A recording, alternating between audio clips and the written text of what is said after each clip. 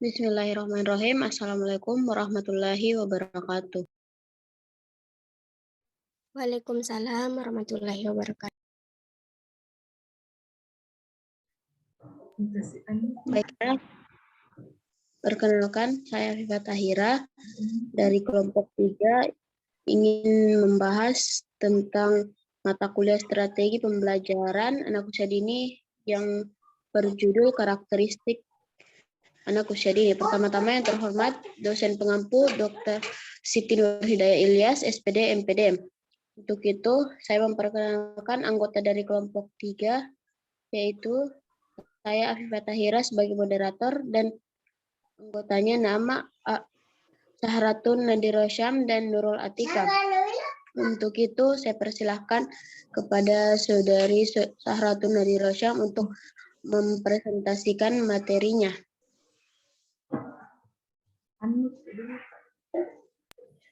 Baik, terima kasih atas kesempatannya. Langsung saja. Yang pertama membahas karakteristik berasal dari kata karakter, yaitu sifat-sifat kejiwaan, akhlak atau budi pekerti yang membedakan seseorang dengan orang lain. Tabiat watak berubah menjadi karakteristik. Sedangkan menurut Kamus Besar Kamus Bahasa Indonesia, bahwa karakteristik adalah mempunyai sifat kesesuaian dengan perwatakan tertentu. Karakteristik siswa merupakan mencerminkan pola kelakuan dan kemampuan hasil dari pembawaan dan lingkungan sosial sehingga menentukan pola dari kegiatan aktivitas.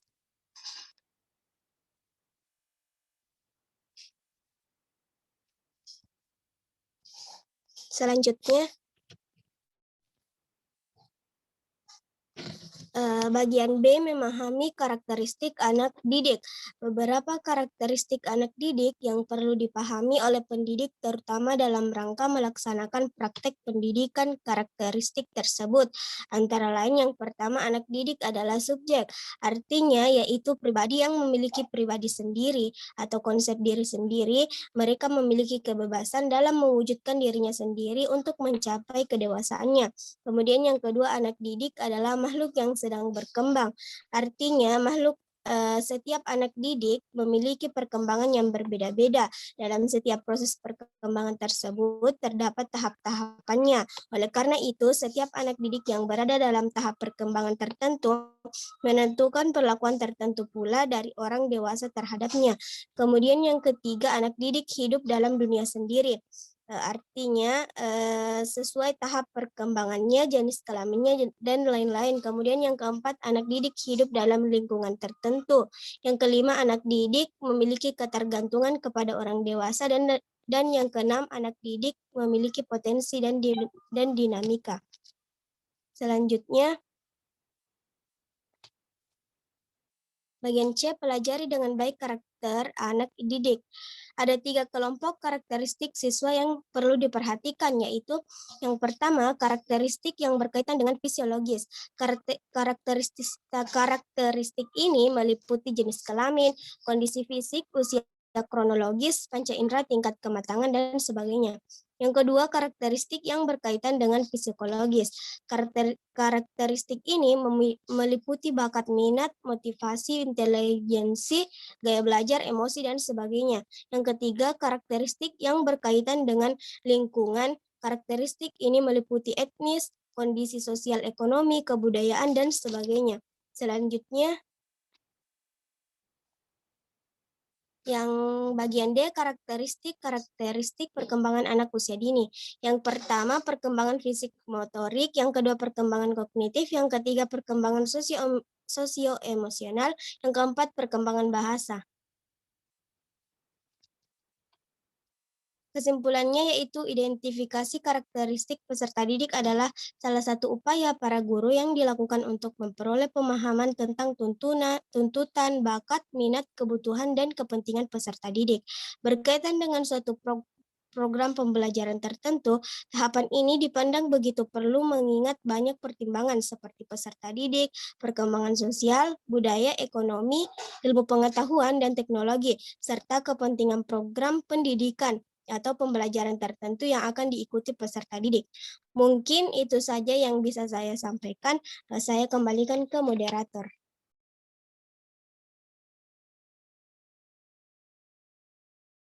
Untuk pemateri kedua, yaitu Saudari Afifah. Baik, terima kasih atas kesempatan yang diberikan. Langsung saja pengertian karakteristik atau yang biasa disebut karakter dalam Kamus Bahasa Indonesia diartikan sebagai watak, tabiat, pembawaan, dan kebiasaan.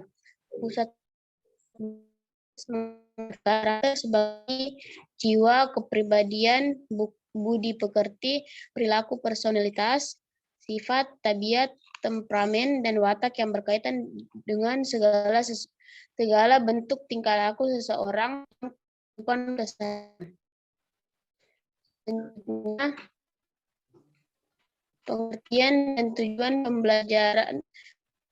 pembelajaran pendidikan karakter menurut Ahmad Mutsakir dan Joko Sutrisno. Pembelajaran adalah usaha perubahan yang dilakukan secara dan panca indera otak dan anggota lainnya, serta aspek-aspek kejiwaan seperti intelijensi, bakat, motivasi, minat, dan sebagainya. Yang kedua, mengadakan perubahan dalam diri antara lain. Ketiga, mengubah kebiasaan diri yang buruk menjadi baik. Yang keempat, mengubah sikap dari negatif menjadi positif, tidak terhormat menjadi hormat, dan sebagainya. Yang kelima, mengubah keterampilan misalnya olahraga, seni, jasa, teknik, dan sebagainya.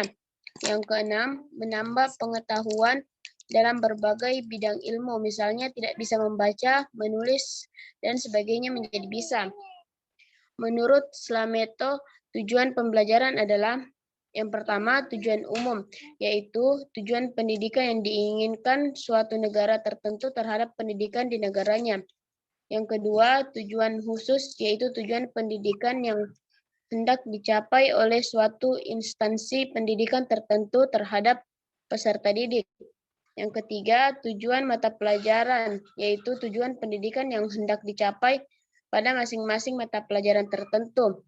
Yang keempat, tujuan dalam pembelajaran, yaitu tujuan pendidikan yang hendak dicapai pada tiap materi yang disampaikan.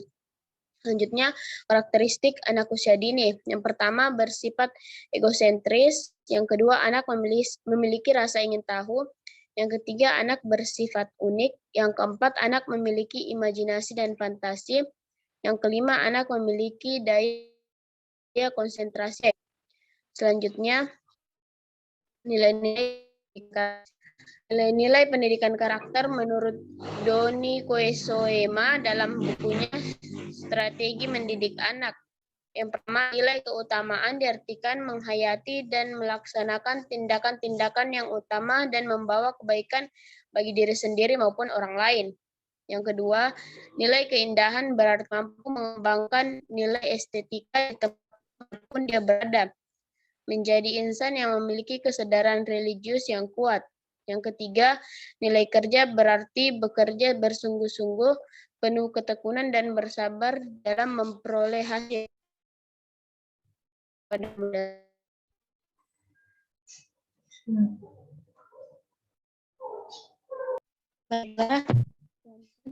Kepada Saudari Nurul untuk membacakan materinya. Saya langsung saja.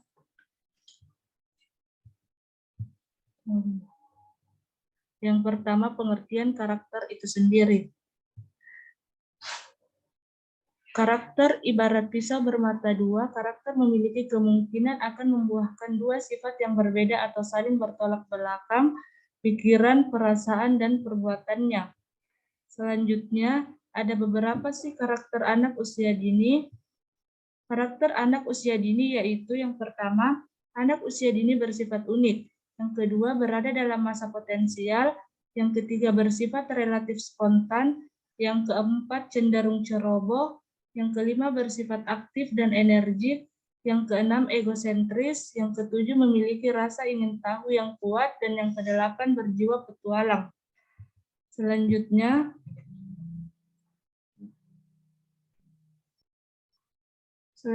ada 5 karakter anak yang perlu dipelajari, yaitu yang pertama, si kecil mempunyai rasa ingin tahu, yang kedua, berada dalam masa potensial, yang ketiga, resiliensi, yang keempat, integritas, dan yang kelima, kemampuan menemukan solusi. Bagaimana karakteristik belajar pada anak? Karakteristik belajar pada anak usia dini yang menonjol yaitu unik, egosentris, aktif dan energik, memiliki rasa ingin tahu yang tinggi, eksploratif dan berjiwa petualang serta kurang pertimbangan dalam melakukan sesuatu. Selanjutnya, apa sih manfaat hakikat anak? Manfaat hakikat anak usia dini bermanfaat untuk memberikan stimulasi fisik dan mental dalam kecepatan yang luar biasa dengan kecepatan lainnya. Terus itulah penjelasan saya mengenai karakteristik dan hakikat anak usia dini. Kurang lebihnya mohon dimaafkan. Wassalamualaikum warahmatullahi wabarakatuh. Waalaikumsalam warahmatullahi wabarakatuh. Waalaikumsalam. Baiklah,